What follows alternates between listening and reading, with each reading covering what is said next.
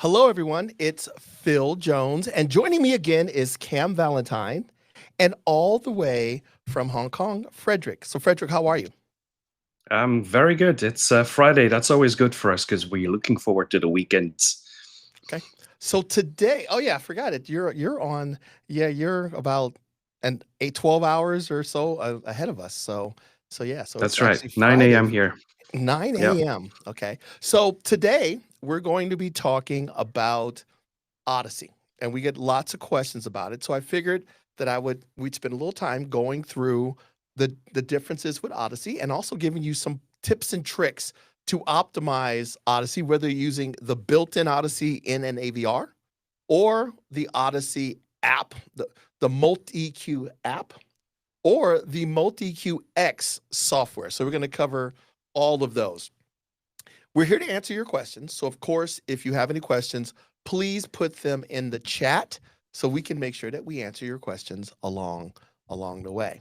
But before we get started, actually, Kam, do you have any questions? What are some common things that you normally get asked about Audyssey? The biggest one is the difference between the different Molt EQs, because you have regular Molt EQ, and Mhm. then Molt EQ-X, and then Molt EQ-X 32. 32.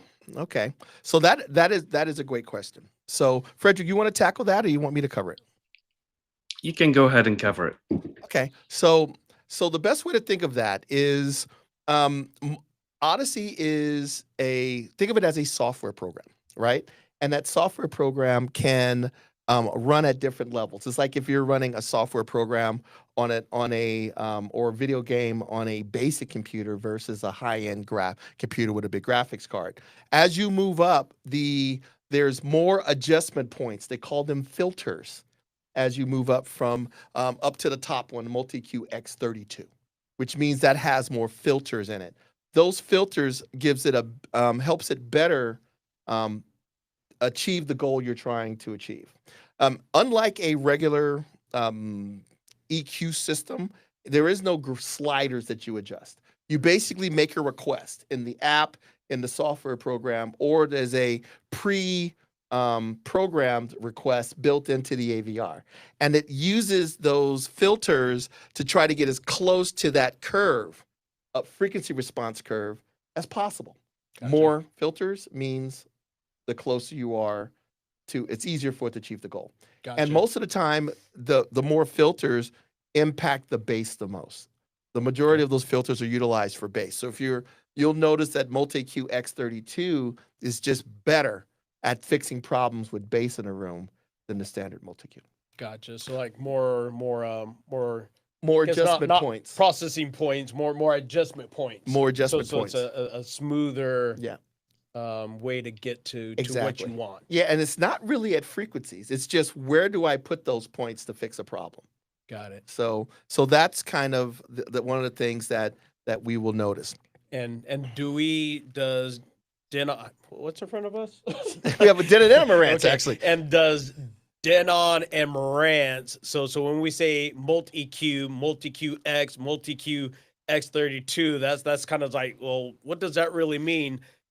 Do our brands make it easier for people to understand what level they're getting by giving it like maybe a color designation like bronze and platinum? Like, are those tied into Yeah, so those? so there is, like, sometimes you will see bronze, platinum. What was the other one? Silver. Often. But just know that normally, as a person, a consumer, you don't have to worry about it. Um, if you as you add more channels of amplification, you have more processing channels, which means you have a bigger DSP built into the pieces. Got Since it. you have a bigger DSP built into it, it's got a bigger brain. Because it's got a bigger brain, it can Brain. run a higher level of Odyssey. So a lot of times as you get into, like, some of these have 4 sub outs, like the 2 that we have in front of us, and then you may have 11, 13, 15 channels. That's where the Multi-QX32 comes in. Got it. Okay. Yes, sir. Now, the other thing too that we get asked a lot, if you bring up the slide, is we have 2 different uh, options here on our AVRs. Today we're going to be talking about Audyssey, and later we'll come back and tackle Dirac. But the question is, why do you have both? And why did you choose to include Audyssey and leave Dirac as a paid upgrade? So let's talk a little bit about that. So hey Frederic, if I asked you what's one of the benefits of Dirac, what would you tell someone if they asked you? Yeah, that's a very good question. What we usually will tell customers is Audyssey comes with it. So that's some AVR, mostly that software comes in, you don't have to spend extra. So you already can start doing your room corrections. If you want to go further, you can get the Dirac license, and then there's a preference. I would say most people who are movie fanatics, they would tend to prefer to use the Audyssey because it's specifically built for movie calibration, for room calibration. Dirac started with hi-fi, so it's more like focused on 2-channel, although right now they have expanded for multi-channel too. But music lovers would prefer the sound characteristics of the calibration in Dirac, whereas the movie lovers would prefer the Audyssey. So it's a matter of taste, basically. Yeah, because we actually picked. There's also some other things like in order to use Audyssey, you need to plug the microphone directly into the AVR, versus Dirac. You could plug that the microphone plugs into the laptop. So if the AVR is far away from your listening space, like in a high-end house, it makes it easier to actually do that. The other thing too is we chose the Audyssey as our primary because there's basically 3 different levels, and we're going to cover them here. One is for someone who really doesn't want to get into this stuff, and they just want to follow the directions. When they plug the AVR in and they first turn it on, it will walk you through the steps. It will tell you, take the microphone out of the box. Do you have a tripod? No. Well, here is an origami tripod. So you could build a tripod to put the microphone on, and then just follow the steps that are built into Audyssey, and it will walk you through the whole process, right? Then, of course, there's other levels. There's an app, which we'll talk about, and then there's a software program. So looking at the 2 platforms, it is Audyssey works well across from the entry level to the hardcore enthusiast. Dirac requires a little bit more expertise, and it's software based. It isn't really ran through the receiver's graphic user interface, so you need to be a little bit more hardcore.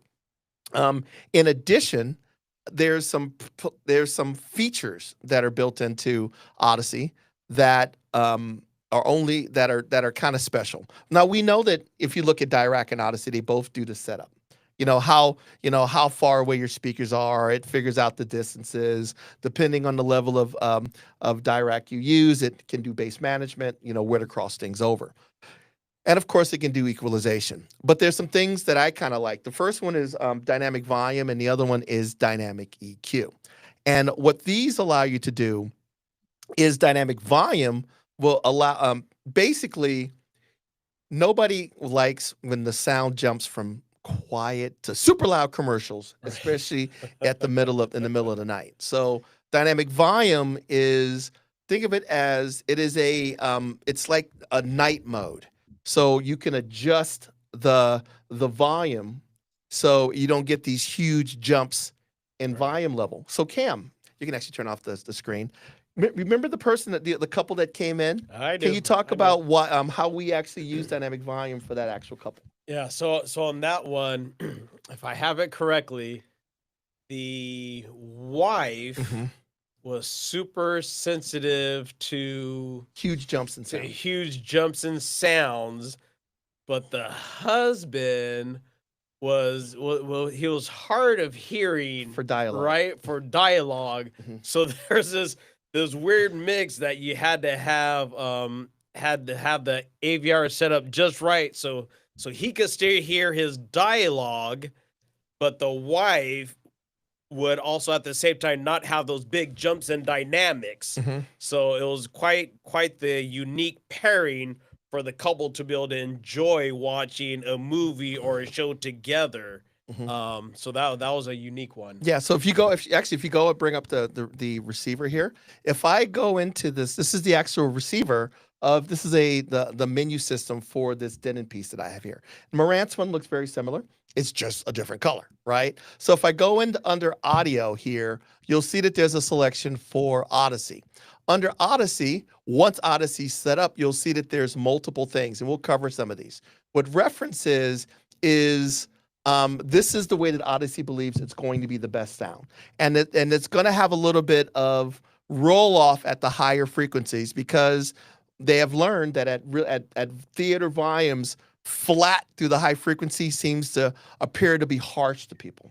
So reference has kind of a roll off on it, right? Yep. Then you'll see dynamic EQ, which we'll talk about, and then dynamic volume. Dynamic volume can be set to a variety of size of once. Off just means don't use it. I want all the dynamic range from the very quiet to the very loud, right?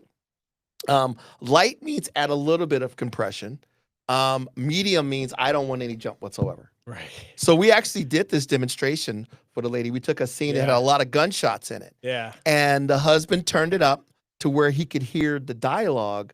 And when it was off, when the gunshots went off, she was flinching all over the place. So we actually went in here and we set it to something like medium or heavy. Yeah. And now he could hear the dialogue, but when the gunshots went off, yes, she didn't jump. Right.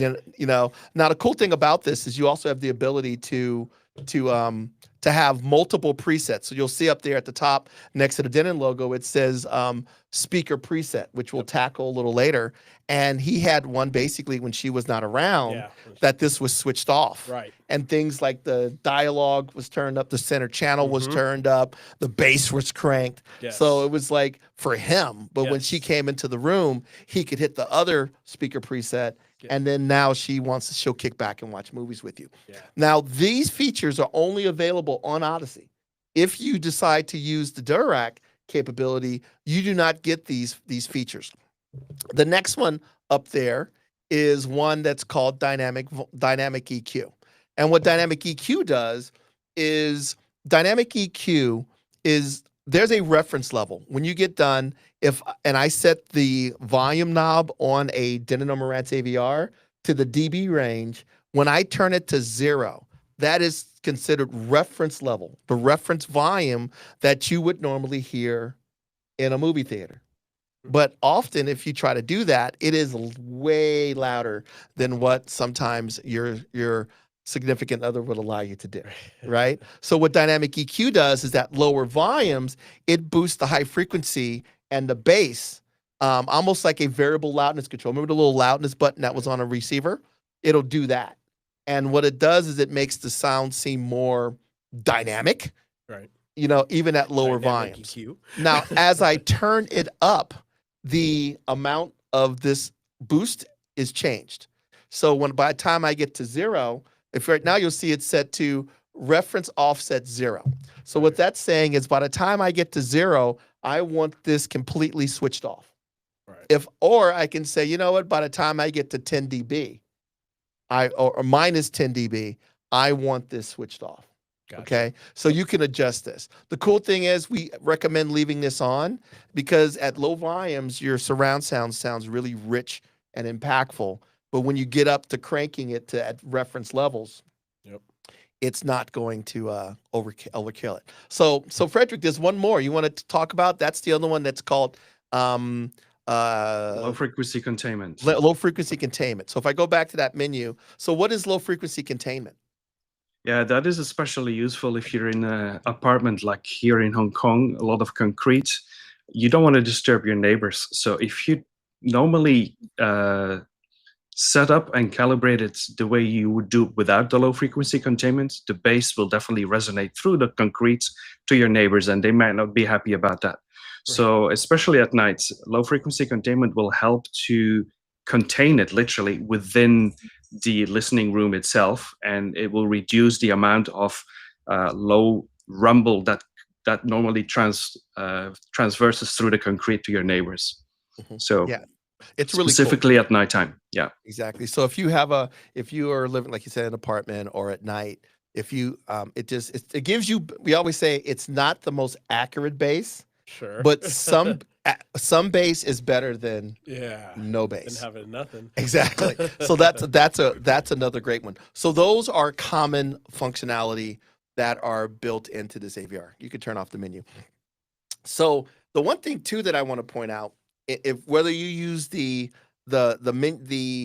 built-in version of this software program, or whether you use the built-in version of the software program, the software program, or the tablet, people always ask, why does, when I look at the channel levels, they're like minus something, or why, so we want to talk a little bit of, so one of the reasons for that is because remember I said when I turn it to 0, it's supposed to be reference level.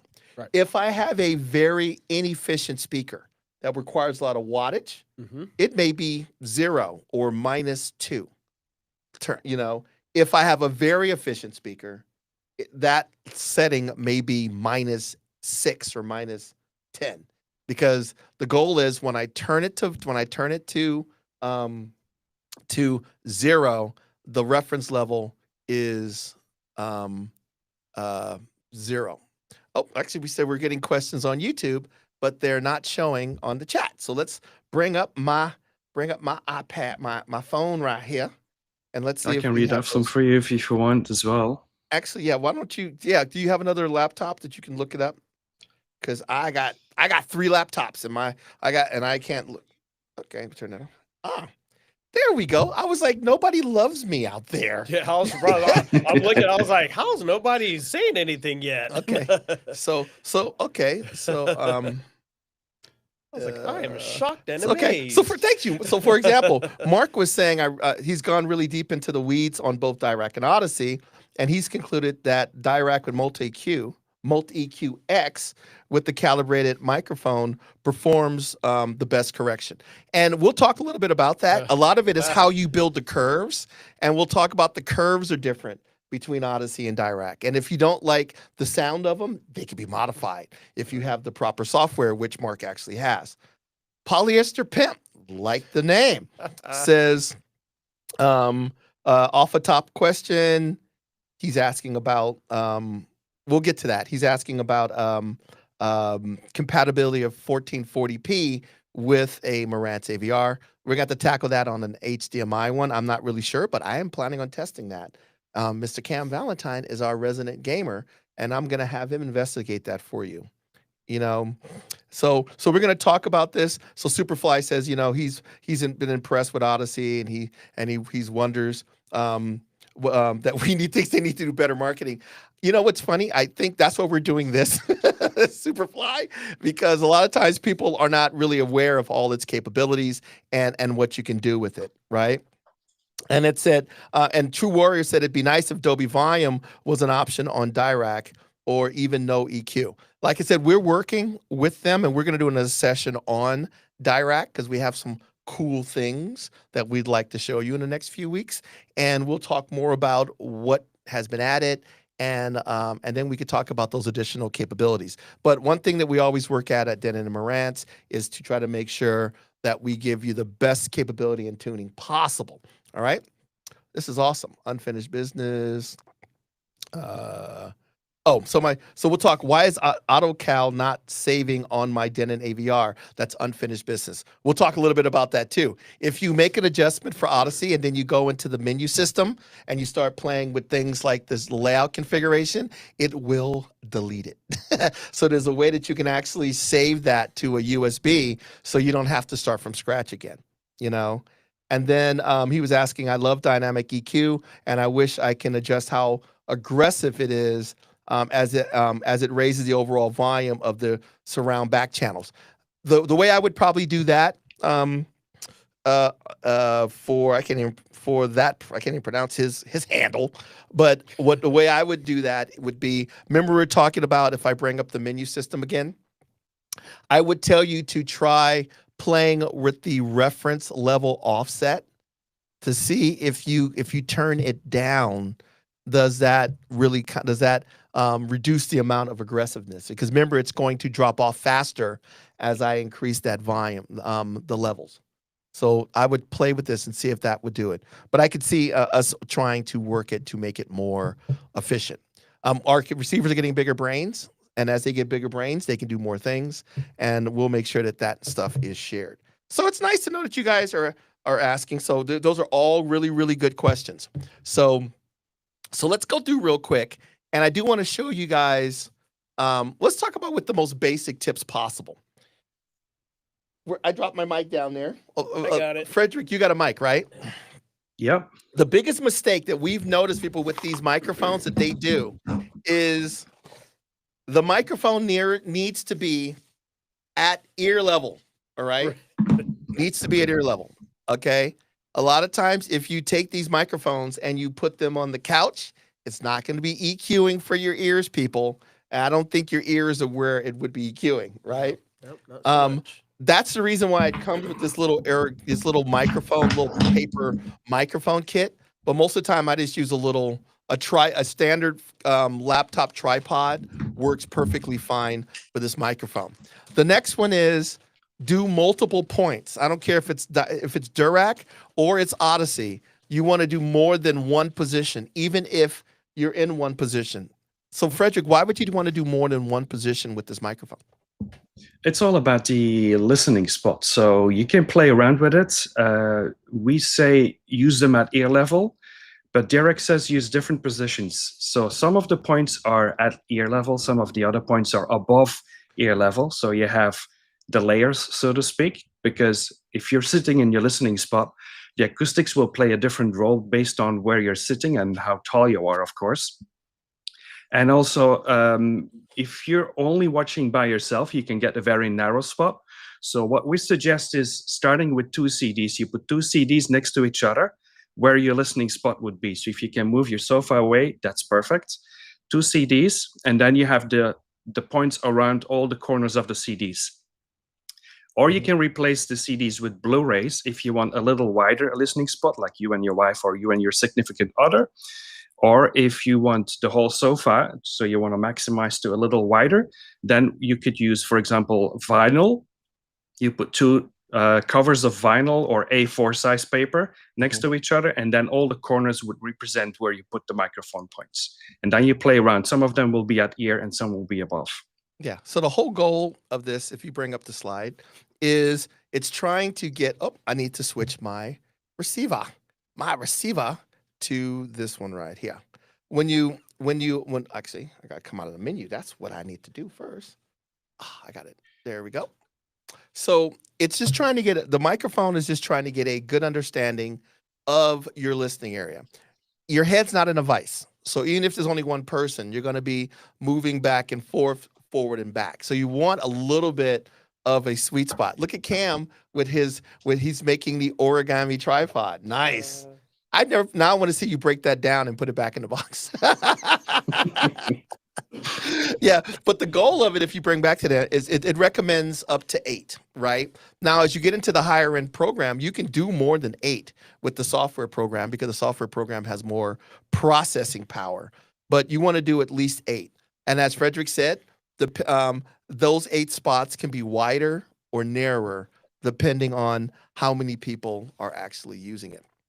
So that's an important thing. So actually, you can turn that back off. So the big thing that we want to talk about today is just some tips. So we talked of number 1, use a tripod. The next one, multiple positions, all 8. Now I know it could be a while if you do something like an A1H with 4 subwoofers. You're talking about 19 test tones for 8 positions. It could take a while, but this looks like a rocket. Right. So you want to be able to use multiple positions, and then of course, and things like that.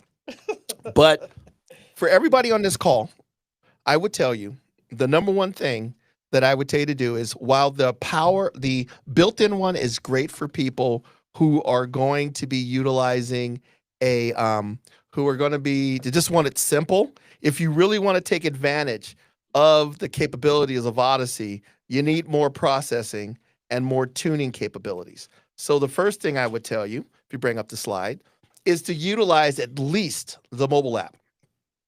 If you own a Denon or Marantz AVR and you have not purchased this app, you're doing yourself a disservice. What this app can do for $20 is amazing. So this application is available on the Android store and the iOS store in the US for $20. And I believe it's even available, it's available globally, because I believe in Hong Kong and every place else.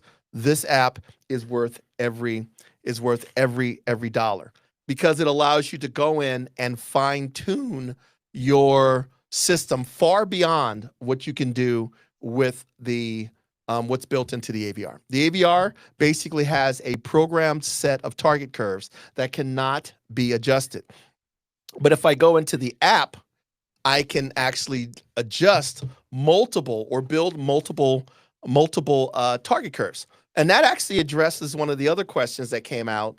Unfinished business, actually, one of them, actually it was, where is it here? Somebody said, about the presets. Superfly said, I wish it had more presets. So this is kind of a hack, Superfly, that I actually do. So the receiver will hold 2 speaker presets.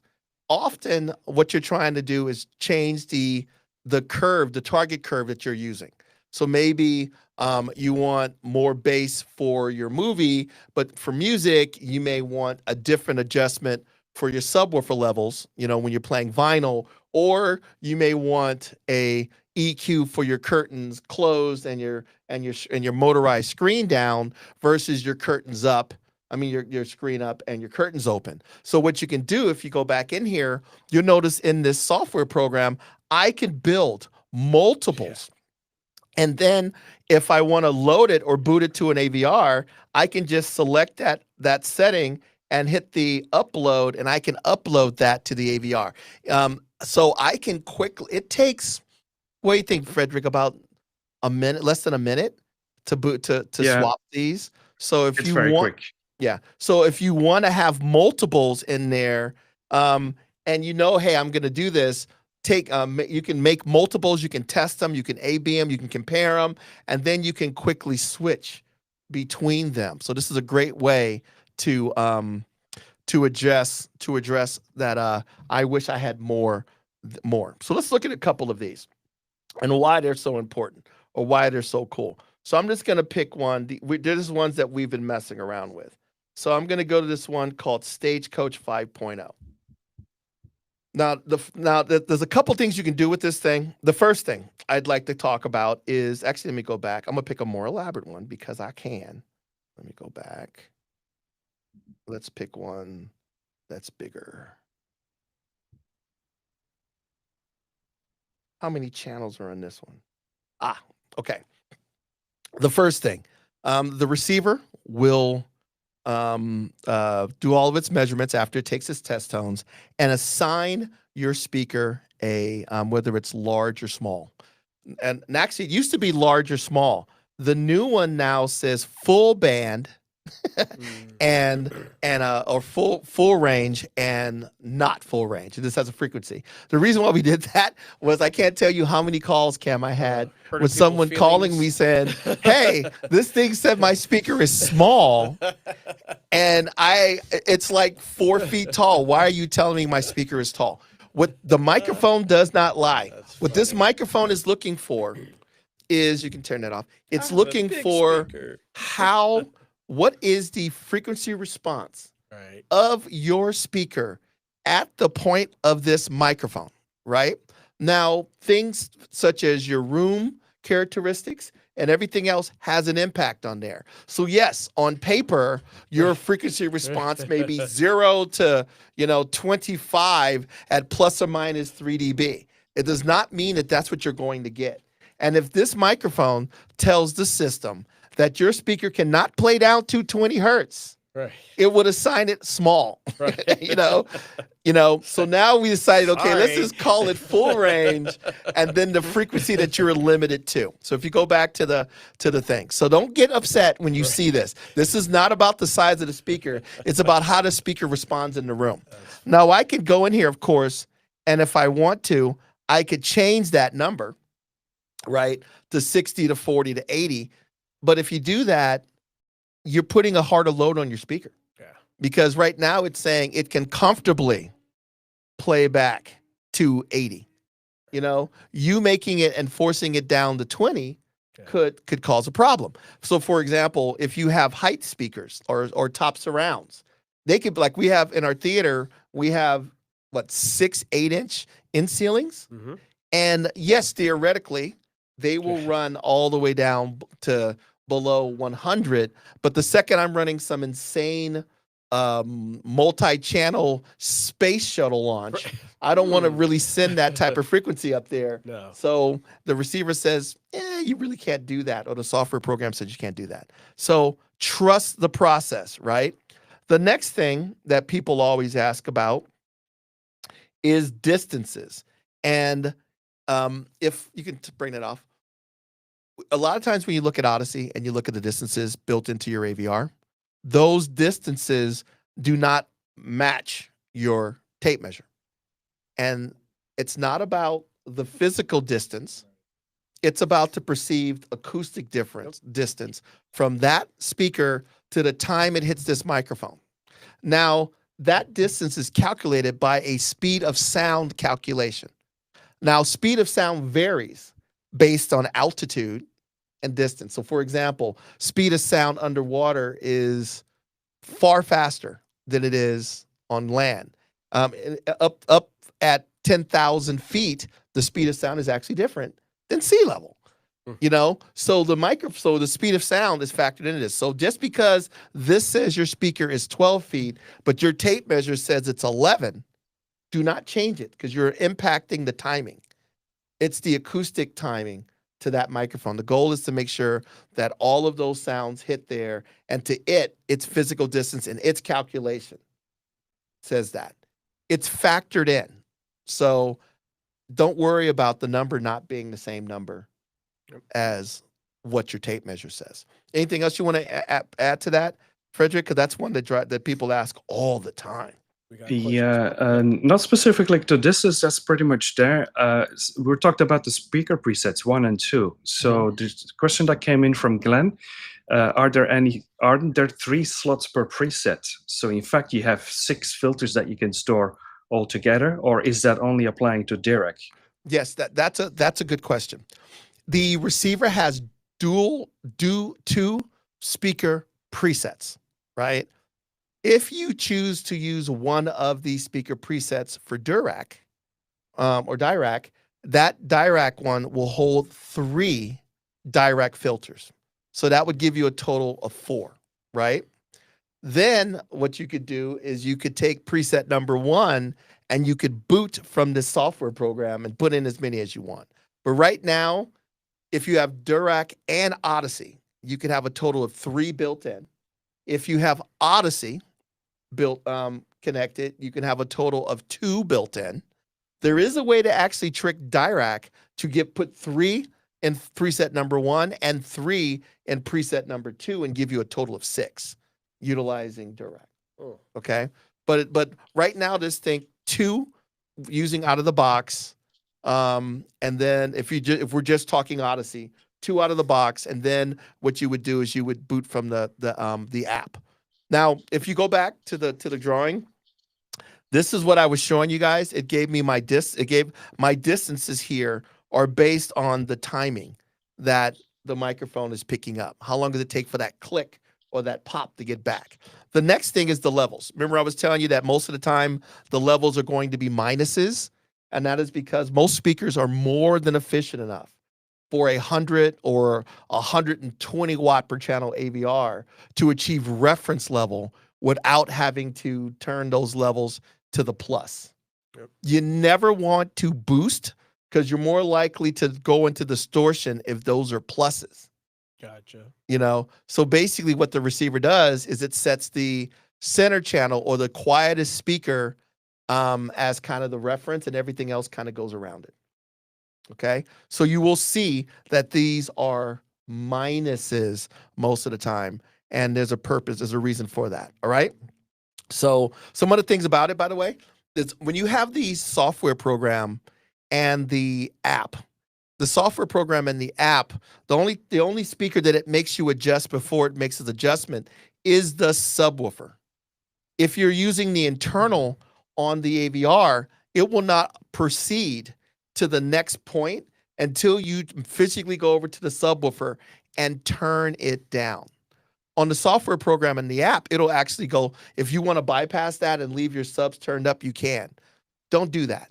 The reason why you don't want to do that is you want to make sure that your subs are in the recommended level. Yep. Because if not, the receiver will turn the gain going to your subwoofer way down to make it reference. And if it turns it way down, most of the time your subwoofers are awoken by a signal. And if you're playing something not at reference level at lower volumes, there may not be enough signal to trigger turning your subwoofer on. So by leaving the gains way up and bypassing that, you can have a chance of not waking your subwoofer up until I turn the volume way up, which your spouse probably isn't going to like. All right. So let's look at some of the questions here. Amber Glenn said the Audyssey app is $24.99 in Canada. Yeah, Canadian dollars aren't the same as, It's like, wait a minute. Wait a minute. Can I get it for 20 Canadian? You said 20. You said 20. You're lying to me. Okay. And then a microphone is a lifesaver. Yes, a boom mic. We use boom mics, tripod mics, tripod stands, and you need one of those things. A boom mic works great for both the Audyssey mic, and if you decide you want to use a Dirac mic, you can use the same one for both of those. Okay.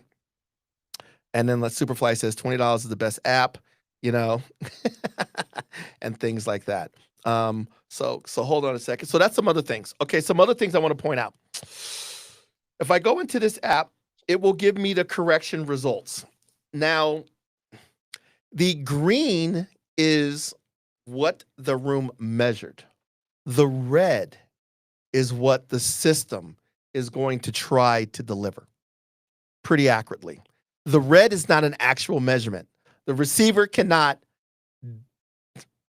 do the actual thing and measure what it's doing at the exact same time. Right. But it knows how much it can boost and correct the signal. So if you look at the red, you'll see this little down tick at the bottom there. Yep. That little down tick says there's a huge dip there. I can't take all that out. With all of my capabilities, I could safely do this. But you will get a little bit of that little bump at the bottom, right? So you can see that little dip. Yep. See the little dip there? Okay. In here. So that says I can't do that. Now the next thing you'll notice is you'll see that the high frequencies are rolled off. Hmm. That's that conversation we had under curve editor, not that one. It is that one. So you can go to flat and make that flat, or you can roll it off. They're recommending that you roll it off. I chose the standard roll off. If you don't want it to roll off, you can go into the settings on your AVR and set it to flat. But most people notice at higher volumes, it's rolled off. It's rolled off at theaters as well. And that's just because of the natural distance between the speaker and you. So in a theater, you're sitting 75 feet away from the mains. And it's acoustically rolled off just from the distance of the speaker. You're sitting near field. And because you're sitting near field, to get the same impression of the high frequencies as you would get in a movie theater, it has to be rolled off. If not, it's going to seem harsh and bright. Gotcha. All right. So anything else about that, Frederic? I think we covered. That's kind of an interesting one. The other one that I want to bring up is this thing called mid-range compensation.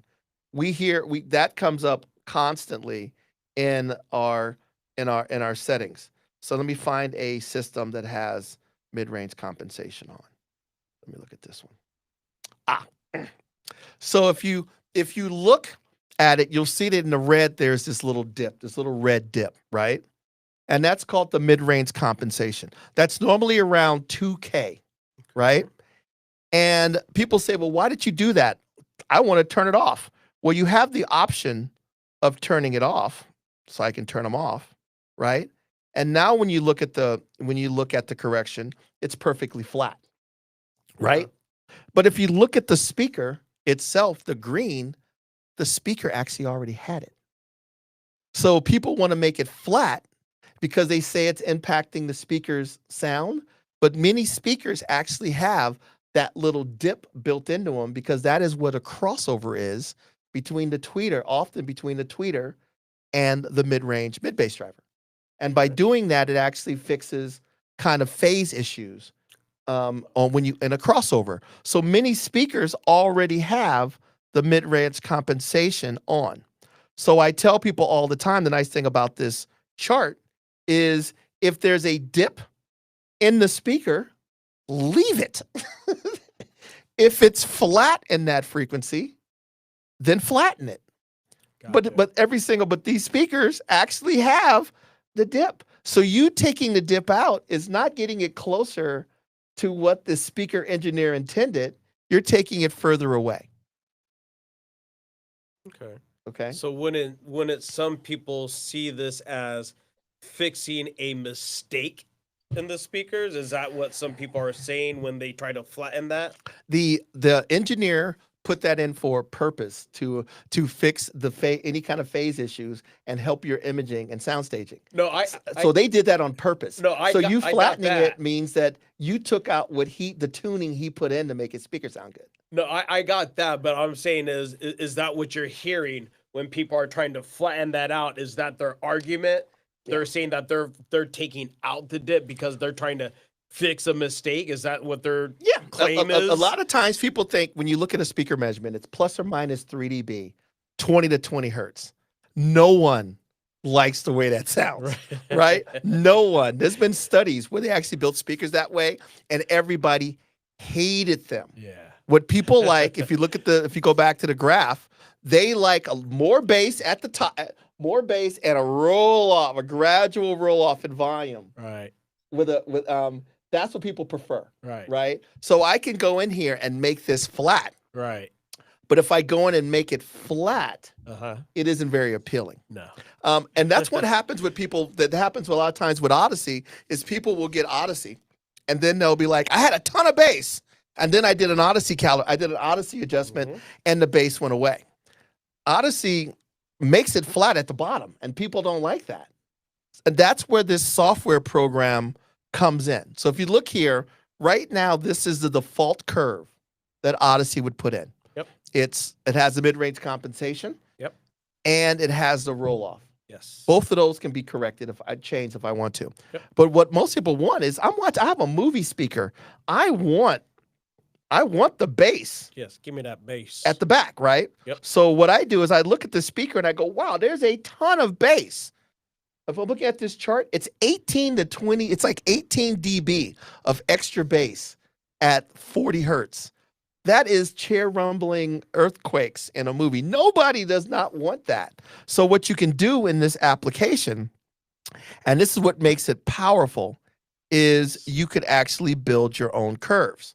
So what I can do is I can go in here and I can go in and look at the original and add the bass back. Yes, so this is where y'all need to pay attention to this part. For those of you that say, I didn't like it because my bass went away, this is key for you right Exactly. here. And that's one of the reasons people say when they run the software or they run the app, it's a lifesaver. Yep. Because now I can go back in here and I can add that bass back. Remember, do not boost, cut. I could boost this thing 10 dB and it would still be less bass than what the default was. Exactly. Right. And we do that in our theaters. We go back in and the first thing we do is we put that bass back in. Right. This is different than just turning up your subwoofers. Right. Right. This is per speaker. Yep. This is not the sub. This is the left front. Right. Because we were using big DT DM90s, which have subwoofers built in. Yeah. So you want to put that back. And this room still had a subwoofer built in as well. You know what I mean? So we had both. Did you say DM90s? You meant DM80s. DM80s. No new speakers coming. DM80s. So yeah. So the nice thing about this software is you can look at the what the room gives you, what the speaker is doing in your room, how much room gain am I getting? And by the way, manufacturers of speakers know that when I put a speaker in a room, it's going to get room gain. Right. So they're factoring that into the process when they build the speaker. They're factoring in that mid-range compensation into their crossover when they made the speaker. This app allows you to look at that, evaluate that, and say, do I want mid-range compensation? Do I want the roll-off? And how much bass can I put back into my space and still have smooth response? Now, there's whole fights over what these target curves should look like. And I bet you if I talked to a dozen people in this room, the curves that they would pick, where it would roll off, when it would roll off, how steep it would boost it, I would get a million different opinions. The nice thing about this is with this software program, you can experiment with them, you could try them, and then you could find the one that's best for you. Best for you. For you. The other thing It's too, just a matter of taste, isn't it? Yeah. Reference and preference. Reference and preference. And what matters is preference. You're spending the money. What do you like? It's yours. So, Frederic, what else were you going to say? You were going to mention something else? Yeah, I said the same thing. It's a matter of taste. It's a preference. Exactly. Yes. The other thing, go ahead, Frederic. Yeah, there was one question that popped up because you mentioned that you had to go through the subwoofer first in order to go further. And then somebody was asking, what if you have bipolar speakers with no subs? Of course, that would be in the speaker setup. So the setup would know that it should bypass or that it should skip. It's not going to ask it. Yeah, it won't even ask you to do the subwoofer. So we tell people, even when our big DM80s, we still have subs because we've learned that by having more subs, you're more likely to equalize any kind of peaks and nulls in a room. The other thing that's kind of nice on the AVRs, and I will show it to you, is in the AVR, you have bass management. And in the AVR, you can actually go in here, and if I have a big set of speakers, I can actually have to find it. But there's a setting in here I got to find it. I think it's over in the Audyssey section. I'll do it later. In the Audyssey section, you can actually go in or in the and adjust the bass management. So if you have a big set of speakers that can truly play bass, you can actually even send the LFE, the 0.1, to your subwoofers and your main speakers. Yeah. You can also take the bass from your main speakers, even if they're full range, and run them to your subs. That's new. Before, if your speakers were large, and the only thing that it would it would own the subwoofer. If you had 5 large speakers, they were all large, the only thing your subwoofer would play would be the LFE.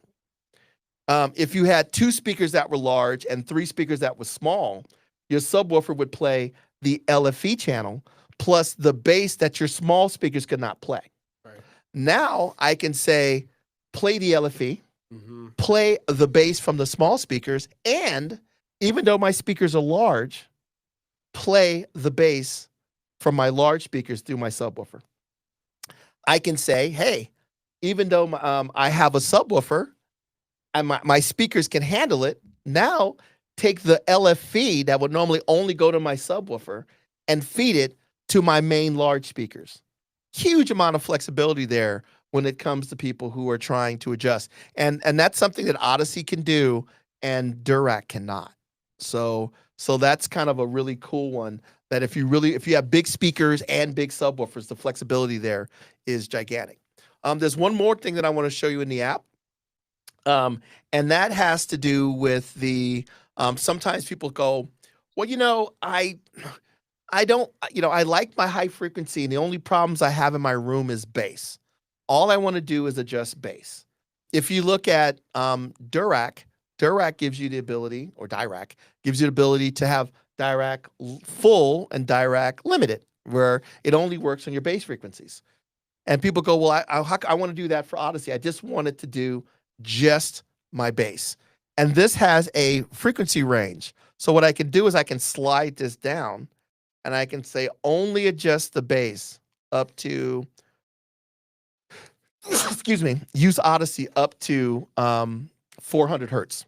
So now if I go back to that correction results, you'll see that it works on the bottom end. See how smooth the bottom end is, but it leaves the top end completely alone. Yep. So you have the option of, if you just want to utilize the Audyssey for a limited frequency range, you could actually do that. All right.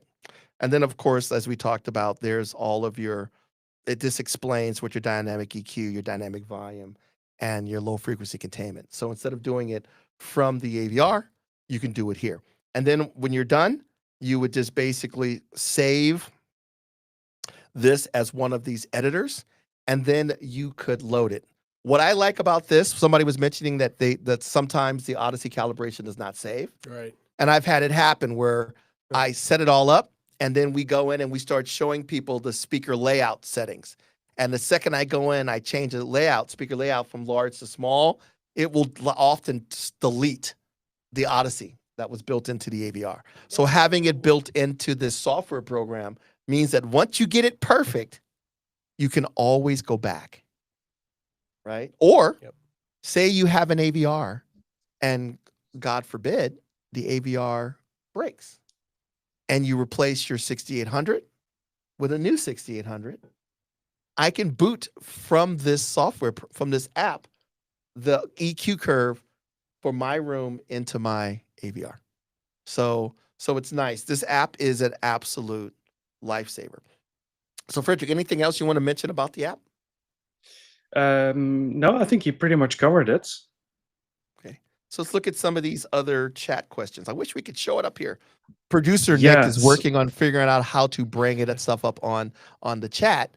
But yeah, that's the joy of YouTube, UBTubi.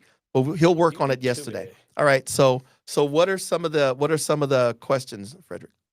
Yeah, just some feature requests about changing the firmware so that we can have 4 subs and a transducer for those who are bass heads. And then one person was asking about the 4700H.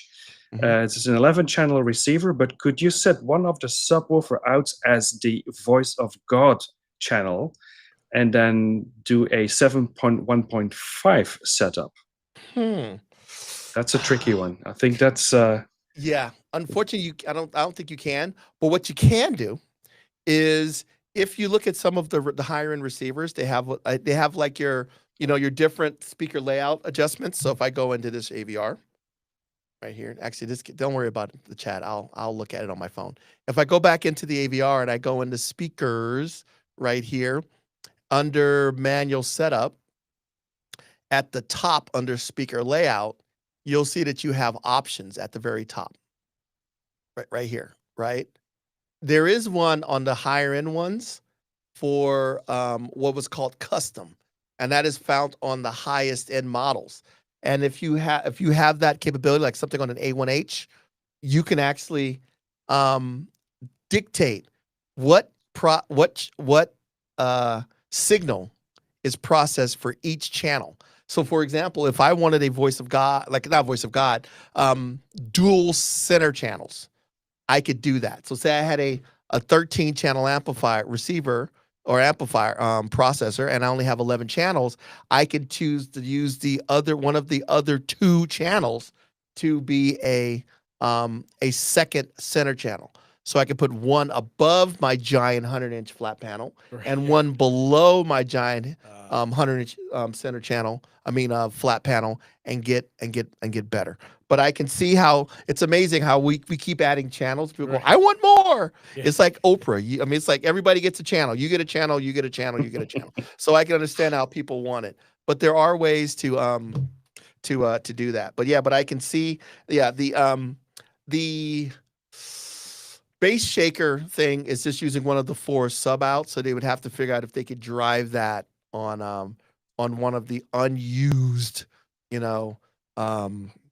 surround channels, but that would be a physical rewire. And then the other one, physical. Another problem you would have is the transducer can be fine-tuned in the settings, so you will lose that flexibility to fine-tune it within the AVR itself. Yeah. And then somebody was actually bring back the SR 8085 to SR reference, the SR level. The SR level, we should do a better job designating the Cinema 30 because the Cinema 30 is the direct replacement or big brother of the SR 8015. It's got the same transformer, same power. Actually, sitting right there. Has the same transformer, the same power, the same copper chassis, everything that you saw on an SR8015, but it has a bigger brain, 4 subwoofer outs, Dirac, multiple AK inputs. It's all of the upgrades. And then after that, now we go into our AV separates, which are like the AV10 and the amp 10. So the SR15, it should maybe the Cinema 30 should be the Cinema 30 SR. Right. But yeah, because it is a replacement to the SR8015. Okay. And we call it the flagship as well, right? Exactly. Okay. So polyester pimp is the subwoofer LFE stuff room dependent. I use 212s, but my mains and surrounds also always come out as full range. So, so the LFE thing, sometimes I will tell you that if your mains and surrounds are listed as full range, often if I take an end ceiling or something like an end ceiling and I put it into an end ceiling because I'm playing into an infinite baffle, the attic, that speaker can play pretty low. It just can't play pretty low at extreme volumes. So sometimes the unit would set that as full range. So I would, if that happens, I would go back in and adjust my crossover points lower. So in ceilings, I would tell you any in ceiling, don't run it above what, 80. Maybe at the most, I wouldn't run it below that. I don't think you need bass coming from here. So even if they can run down there, I would still, just to be safe, at higher volumes. They're smaller. Most of them are not in enclosures. I would set them to 60. No more than 8, probably 80. Even in our theater, we have some pretty big end ceilings and we run them at 80. So that's something I would bring up. Okay. What else here? I'll let you through. Oh, the other thing, Superfly says he likes the porthole, but he wish he had a bigger menu system. That's the reason why I like the Cinema 30, because I can swing the door down and see what's going on. Right. The less expensive, the models like the Cinema 70s and Cinema 60s and 40s. Yeah, without the door, I can see it being really hard. But that's where the things like the information menu comes in. So if I was playing something and I hit the info menu, a lot of the data that I'm looking for, I can get from there. Like, for example, I can't see what's on the front of this. So I use this info menu all the time to see my channel counts, what's going in and what's going out. And that's on the remote. Even when I program my custom remote, in my URC, I have that info button as an option so I can see the data, because I want to make sure that my Roku or Apple TV is actually playing that. If you want to, by the way, remember all of these receivers also have a web UI interface, and we're going to do a whole nother session on just web UI, and I'll show you how you could use your laptop's browser or your smartphone's browser to quickly get in here and make adjustments. Okay. So that's the other one. That's another topic. Yeah. Write it down, producer Nick. Web UI. Controlling and setting up your receiver utilizing your browser. And how cool that is, because it is amazing what you can actually do. That is a good one. All right. So we've talked about the app and how powerful the app is. I love the app. But the next thing that we want to talk about is the software program. So the way that the app works is the app, you pay $20. And if I went back and showed you my app, which I'm not going to, there's multiple AVRs set up in there. Because before this software program came out, we used that app to build these demo theaters that cost like $250,000. So my one app on my iPad, I have the theater, I have the classroom, I have the we have a small white theater, we have a CI room full of install speakers. All of those lived on my iPad, and I just walked in there with my iPad, and as soon as the iPad was on the same network as the receiver. I could plug in the microphone and do all of the processing and all of the adjustments on the iPad, right? The way that works, by the way, is the plug the mic in, the receiver sends out a tone, the tone is picked up by the microphone. The data that comes from that tone is sent to the iPad. The iPad or smartphone, you do all your calculations there, and then the final results, once you make your adjustments, are sent to the AVR, right? This software program works for whether you have MultiEQ, MultiEQ-X, or MultiEQ-X32. Remember, the software program, you're just making the app or the software program, you're just making a request. Right. It's up to the filters inside of the AVR to try to achieve that request as best as it possibly can. So you could use the software on an entry-level Marantz and Denon or on the finest Marantz or Denon. It's just that the finer unit has more channels, more subwoofers, and more filters to get closer to what you're trying to do, right, the target curve you're trying to build. So Geeks, this came out a couple of years ago because people wanted even more flexibility. And it was before we had Dirac. And people said, I wish you had the ability to build curves and stuff like that. So that's where this software comes in. This software is, I believe, $200 US, and for this particular software. And the reason why the software is not free is because Audyssey needs to pay the engineer who developed it, right? And if we covered this cost of this software for every receiver that was out there, the price of every receiver would go up. And not everybody wants or needs software. Nope. So this is an option for someone who wants to utilize it. And if you compare the cost of this software to the software that is required for some of the other room compensation things, this software is a bargain. There's two versions. One version is the consumer software, and the other one is the professional software. They are identical when it comes to software, completely identical. The only difference is how you buy your license. The consumer one, you're only going to buy one license, and you're going to buy that through the Microsoft store. This is, by the way, only works on a PC. I've been trying things like Parallel on Macs. The software is designed for PC. We know many of you guys out there have Macs, and we're trying to find a solution for that. But right now, it was designed for for a Windows-based device. All right, but except for that, Phil, last time that I asked, I was told that Bootcamp may work better than Parallels because Parallels has issue with some drivers, so we should try that. Yeah, we will try that. I tried Parallels today because I have this is my burner laptop. I have a actual Mac. Now you gotta remember the software is $200. This laptop, I dug through my daughter's bedroom and I pulled it out, and this thing is 6 years old, right?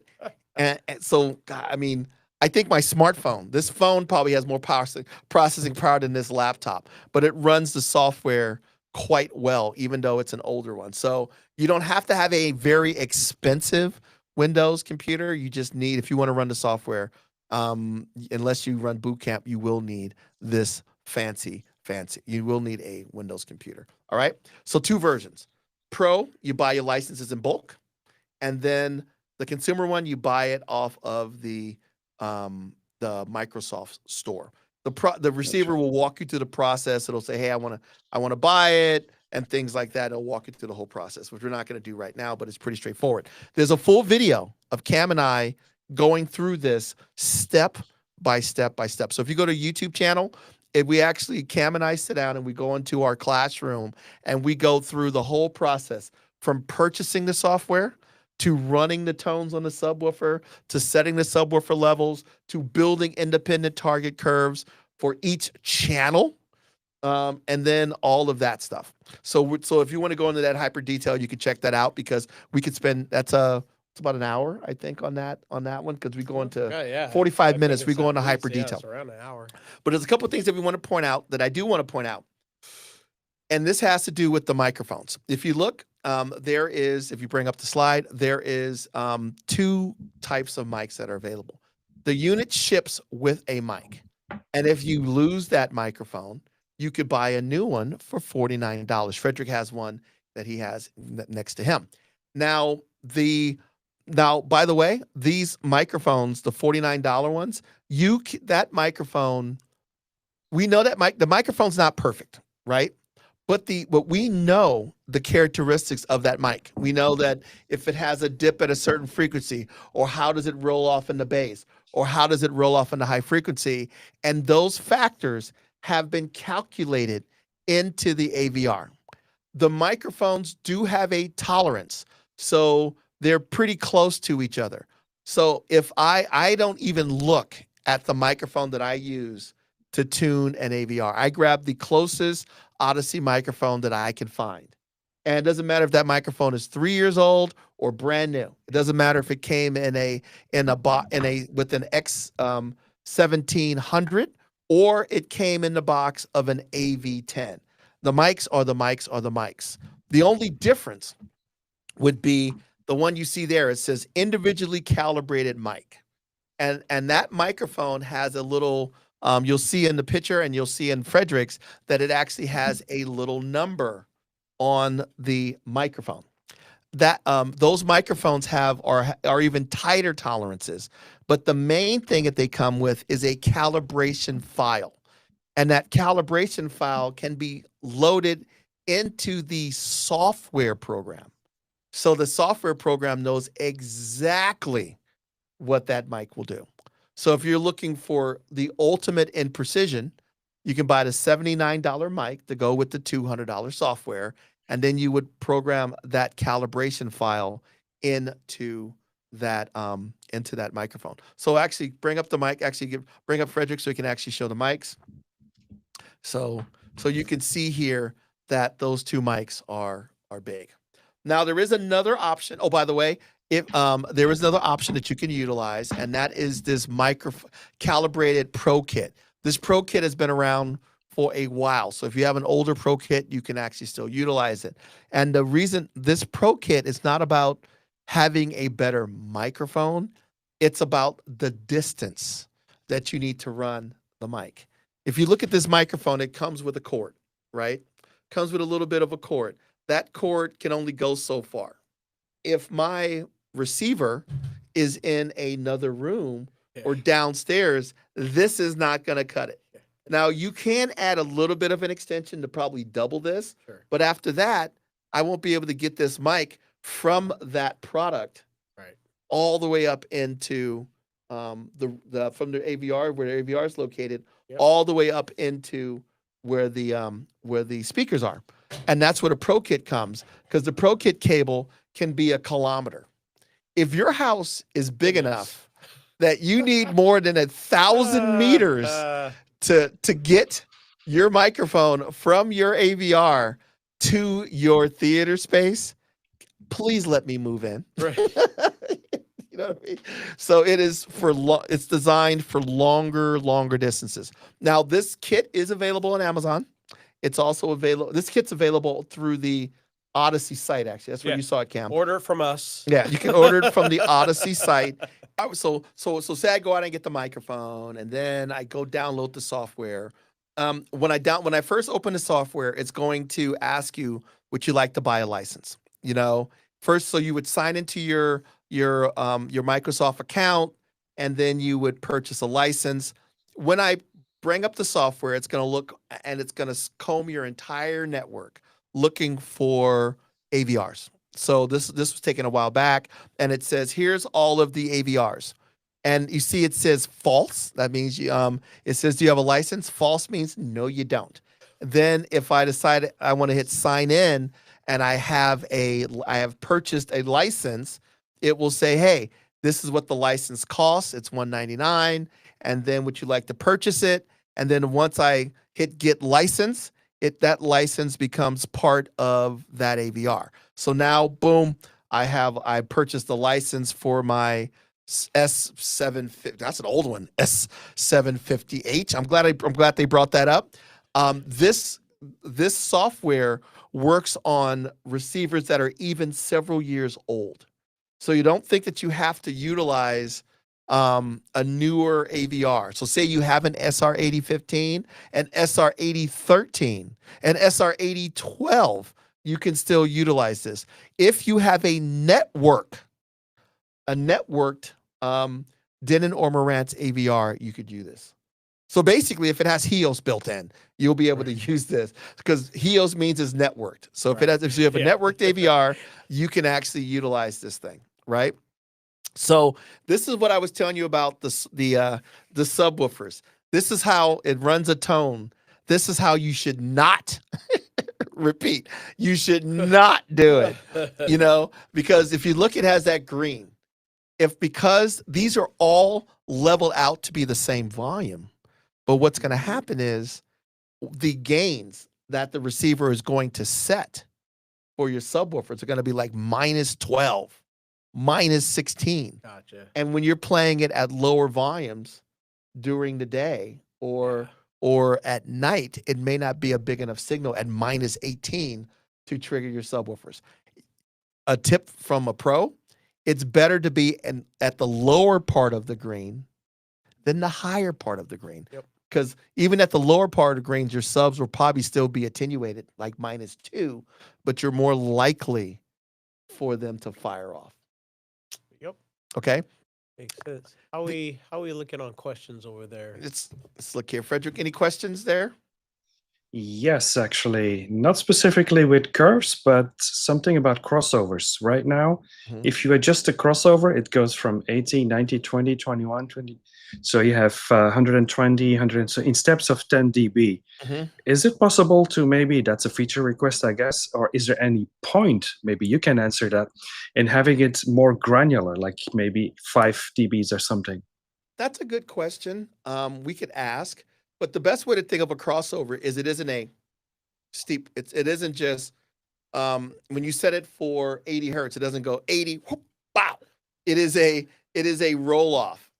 You have it's a slow roll off. So it may be 6 dB, 12 dB, or 18 dB. It's probably closer to 12 or 18.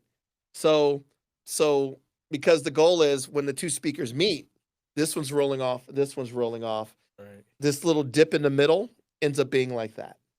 So by having 1 or 2 or 3 dB increments, that blending, I'm not sure how much is it going to impact that blending, because it just means that I start my roll off 1 or 2 hertz before I did it before. So I'm not sure how much of it is it going to be. If it was like a super steep, like a 90 dB,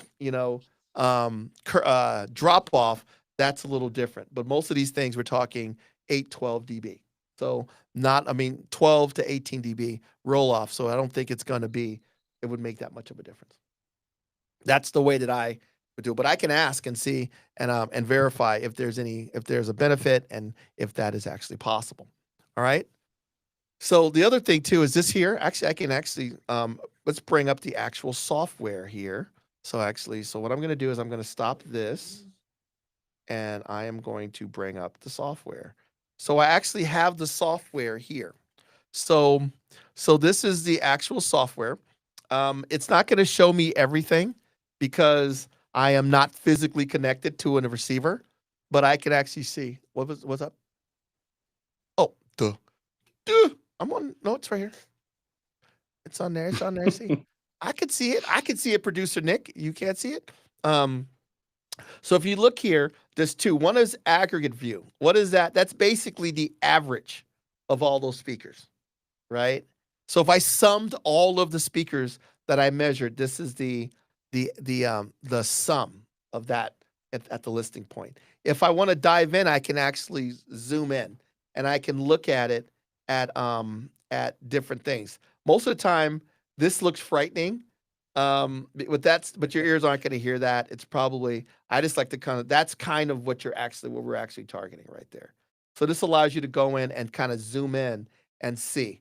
So this speaker is a rear surround and you'll see that it is up 14 dB at 60 hertz. That's pretty darn good, right? And then, oh, look, there is a dip, a 6 dB dip. And where is that 6 dB dip located? oh, it is located at 60, at 2 kilohertz. So you'll see it's behind on your screen cam, but over here you'll see that it's set I was like, to I 2 think I'm being- kilohertz. He's being like, blocked on what's my going screen." on? What's going on? So it should actually. So yeah, it's still, yeah, it's interesting. So boom, boom, boom, boom, boom, boom, boom. Oh, I can't see it. Let me make sure that I'm not. Yeah, because yeah. I mean, it's running, right? Can you see this thing changing, producer Nick? Because I'm looking at it going, it's frozen up there. Okay. Am I on the slide still? I don't think I am. Actually, you know what? Hold on a second. Can't trust PowerPoint. I could be doing all of this stuff, and you guys are like, what the hell is he talking about? It doesn't work. That's not how it works. Hold on a second. I'm going to close all of these PowerPoints. So there's no way. Now go back. Look at that. So all of that preaching you couldn't see. All right. Yeah, So let me much go better, back to yeah. that speaker. Here is the aggregate, like we were just talking about. I click in, boom. Now I can see it, right? And I can see it. And you can see it. Cam's like, am I going crazy? So if I Put my smooth glasses this back out, on. if I smooth this out to get a better impression of what's going on, I see that it is up, as I mentioned, 12 dB at 60 hertz. It's up 8 dB at 30, right? So anybody that between 30 and 40, that's the fun spot. That's where all the bass, that's where the bass is, right? Fun So I spot. could actually go into this system and wanted to, and I could actually boost this signal to 8 dB at 40 hertz. And I would not clip it because it wants to do that anyway. I'm still turning it down. And then if you look over at where the at 2K, there's a dip. Who would have? And that tells you that this speaker probably has mid-range compensation. So that's that mid-range maybe I should compensation. leave that on. So being Gotcha. able to, this is like I said, is the of all the, and on this aggregate, by the way, I'm sorry, this aggregate view is that speaker in all of the measurement positions. So if you look here, you'll see that I measured this speaker in a variety of positions. And by the way, I hate position 1, 2, 3, 4. So I actually label them front, center, and things like that. you So I know actually exactly label them so I where know. that was. The nice thing about the software program too is we've all done that when we forget to move the microphone, right? Oh, I've done that. I can go back in and not only can I can just test, I can just remeasure one position, the left middle. I can do the left middle over and over and over and over again if I wanted to before I move on. Or I can do the whole test and then go back and fix that. The benefit of this is if I have a subwoofer, which I don't have here, you could use this to determine subwoofer position.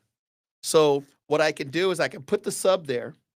I could run it, at the sitting position, Right. 4 or 5 times, and I can just keep moving the sub around the room and keep running it until I find the spot that has the best response, Okay. just naturally, because it's always better to put the speaker in the best position before you EQ it. So I can just basically run the sub test over and over and over at that spot and over and over and over again till I go in this kind of position, kind of the main position. It should be 2 feet from the wall over in this corner. And then now I'm going to put it there and then run it. And then so you could use this, the fact that you can run it over and over and over again, one spot, you can use it to do things like fine tune your stuff. Nice. So this is all of the ones here. This one, because it was all DT, there is no subwoofer because it's all DT in this particular one that we were doing here. Now, once I get done with that, I can go in and build target curves, just like I did in the other app. Now I can go in here and it says, do you want it to be this flat, which is I want it to be completely flat, on all channels, or do I want to roll it off? So I can actually go in here. It's not gonna do it for live. You can actually see down here. This shows you right now. I want it to be flat. So if I go here and I say I want it to be flat, you'll see. Come on It changed. so you It can did. see it. You can see it changing. So flat's right there, straight across. But reference is probably closer. So it says, so I can go in and I can see my curves, right? So this is your front, your center, your surround. What curves am I going to do? And you can actually see them all here. I can turn on my mid-range compensation here. I can build a huge amount of parametrics. I can have different curves for different speakers. So I can say, I want this curve to just be for my fronts and my surrounds and my backs. And I want this curve to be just for my center. So I can actually go in here and I can make these adjustments. So I can build target curves per speaker if I want to. If I want more, I can hit this. And there's a million different ones. Do you want Dolby elevation curves? Do you want mid-range compensation? Do you want to use tilts? Do you want to use what kind of rollovers you want to use and everything else? What kind of how do you want to set these? How do you want to adjust these? Tons and tons and tons of adjustments. You can go down the rabbit hole, which Kam and I did in the video we did prior. There is one thing in this thing that I do want to point out that you have to be careful with. You could turn off the picture for a second. And I got to use my hands, right? So say the frequency response, the Audyssey is giving you a pretty flat frequency response, right? But you want more bass, right? So I want to boost the bass by 6 dB. What it doesn't take the reference point normally and boost it by 6 dB because it's worried as a default, you may blow something up, right? So what it does is if I want the bass to be 6 dB higher, it takes the high frequencies and turns them down. So instead of doing this to get the curve, it does this, right? So it's still, the bass is still 6 dB higher, but it did that 6 dB by turning down it dropped the high frequency, right? Now, that is a protection mechanism. But if you have a system like our system, if you look, it was naturally, it could do 6 dB, you know, even if it was 0, it could actually physically boost 6 dB without hurting itself. There's this switch that's called disabled auto leveling. If I check that box, it normally brings up this warning. Are you sure? Are you sure? because if you're not sure, you could actually cause problems, right? So this tells you the way that we were building your target curve was the safest way to possibly do it. So you get the difference you're looking for as safely as possible. But if you want to leave reference at 0 and then boost from 0 6 to 8 dB, I will do it. But if you understand the last quote, the implications and risks of allowing this feature to be overridden, would you like to proceed? Okay. So yeah. So you have to make sure that so it's going to remind you of that. Okay. So basically, we're not going to go through all of this stuff, but you can take it off. There's a lot of capabilities here that you could actually do. There's only one more thing I want to show you on here. Let me, and that is how to utilize that software. Remember how I told you before with the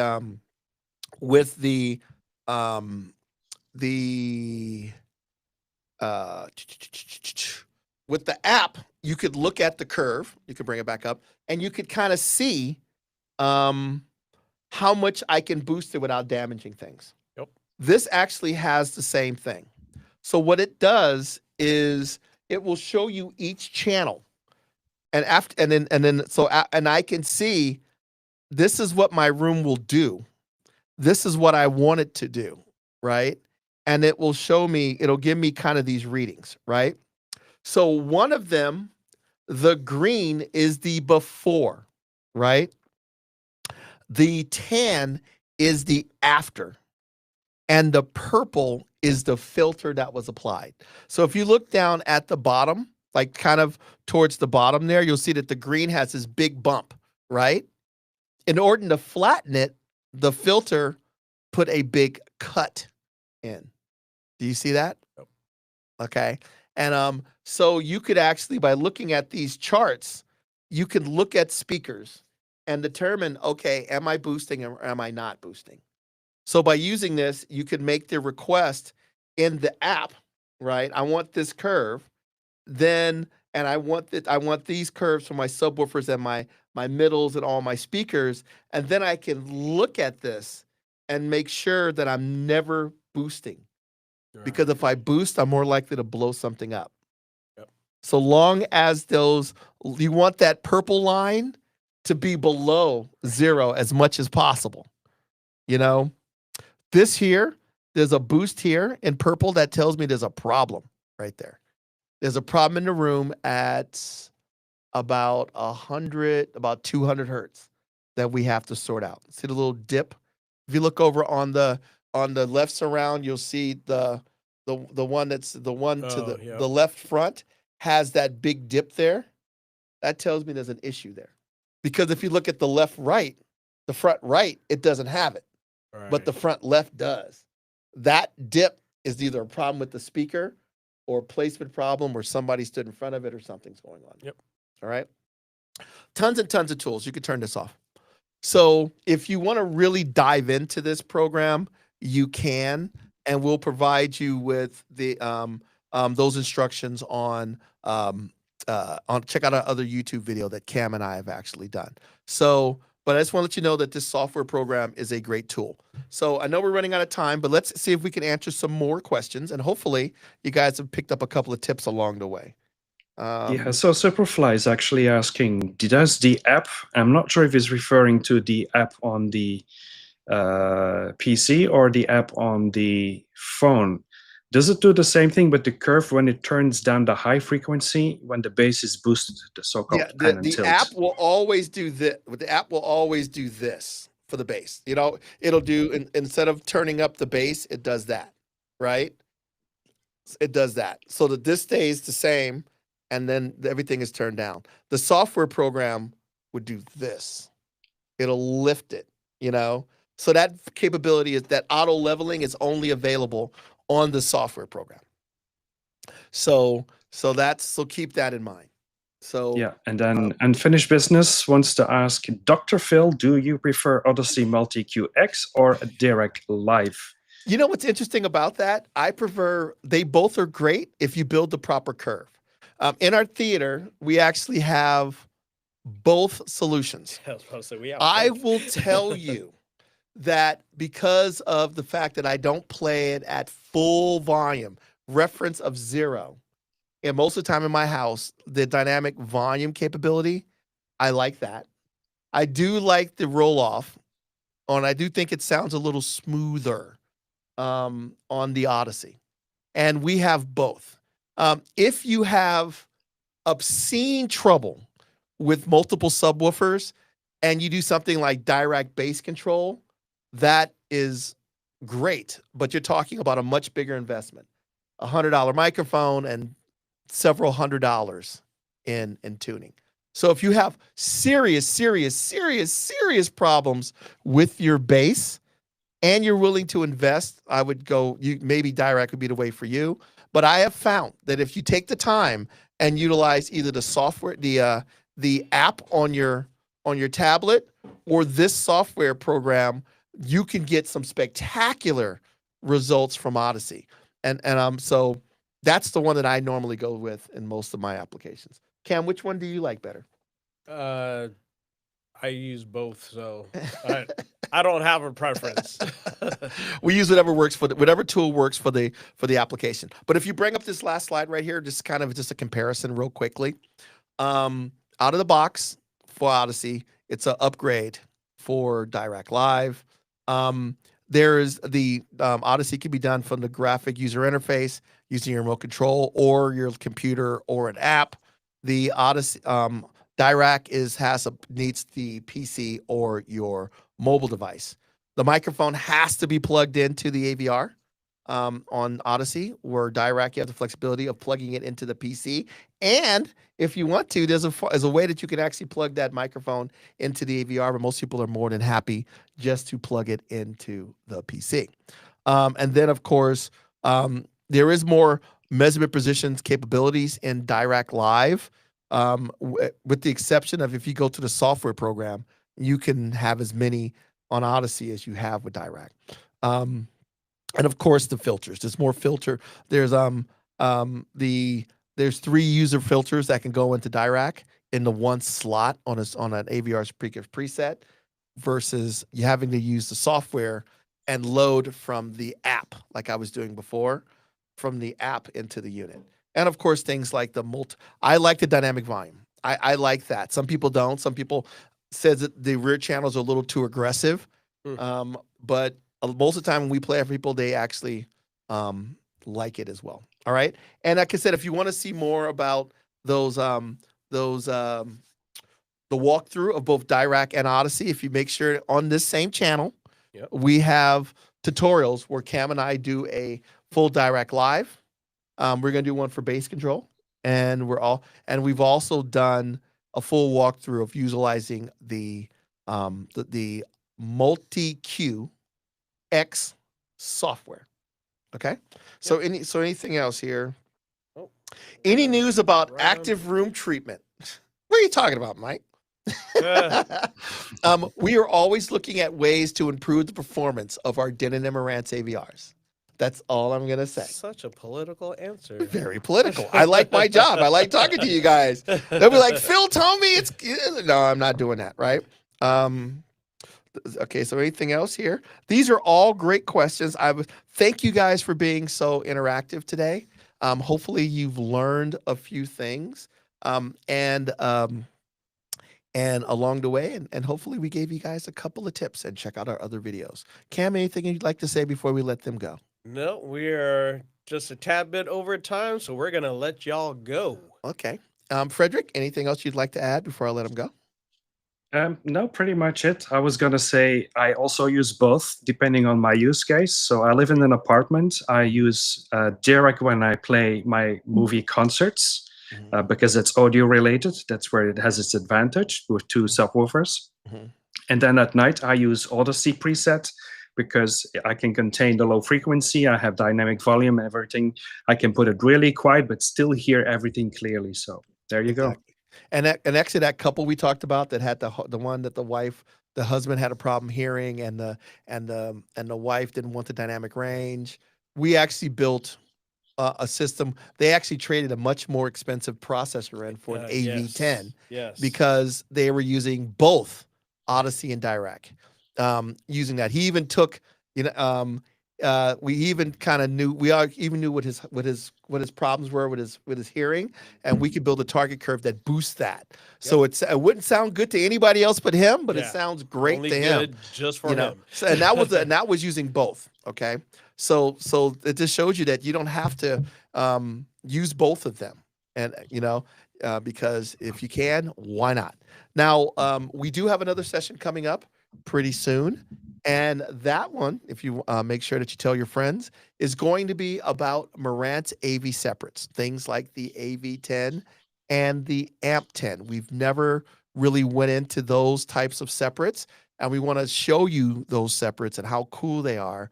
And things like that. So that one is coming up, and there's also some other interesting news that's going to occur right around that time as well, which will make it worth your while to show up.